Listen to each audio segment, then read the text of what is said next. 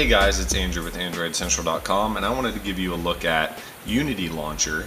And if the word Unity rings a bell, it may be because we've had a lot of coverage of the Ubuntu smartphone OS, which of course uses the Unity UI.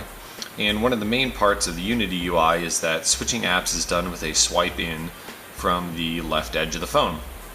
And as you notice here, even though it's called a launcher, you literally just get this out of it. I have the stock Jelly Bean launcher from Android 4.2 on here, and this gets overlaid straight over the top. And the way that it's done is it's done with a configuration utility, of course, called Unity Launcher. And it's not selected as a normal home screen replacement launcher. When you hit home the first time, it doesn't ask you to switch launchers or anything of the sort. All you do is it just launches here, and you get to edit how you like the edge to work. So it flashes this edge here, and this is going to be the area of the screen that's reserved, for lack of a better word, for the swiping gesture. So if you were to make it wider, more of the screen would be unresponsive to the rest of the OS because it's waiting to be swiped in. I've been using a pretty small area just so it doesn't interfere, but slightly smaller than default is about what I found is the best compromise. Easy to swipe in with the left. With my right hand, it takes a little bit more of a flick, kind of, because you have to lift up to make sure you're not selecting a larger area.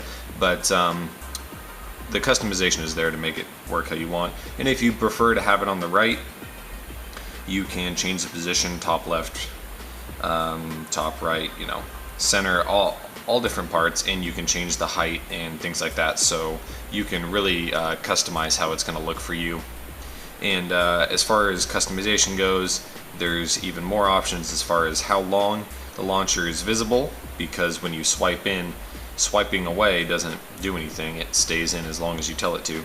So by default it's 1.2 seconds, and there's a 400 millisecond delay to the animation, so you could set that to 0 presumably and have it instantly come in.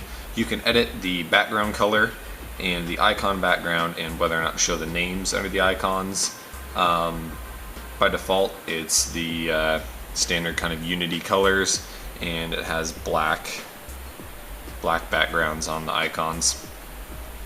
But really what's important here is that it doesn't mess with the launcher, so for me I've been able to switch to 2 4x2 widgets on the home screen and just the basic icons in the dock, because everything else is in here for me.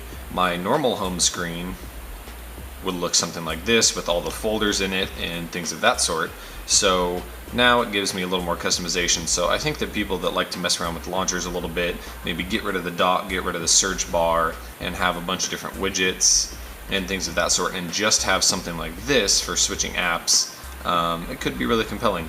So for example, if you're in another app, you can still switch, and I could go to Foursquare, and I could go to Google Plus, and I don't know, I could go to Maps, and it continues to work in all of the apps. And I've had no ill effects so far.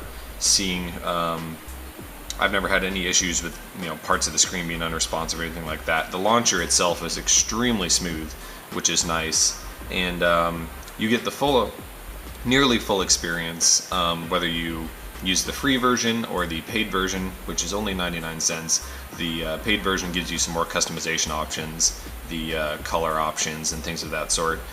So I definitely think that Unity Launcher is worth a look, and especially if you're into home screen customization, it leaves your launcher alone and lets you do some really interesting things.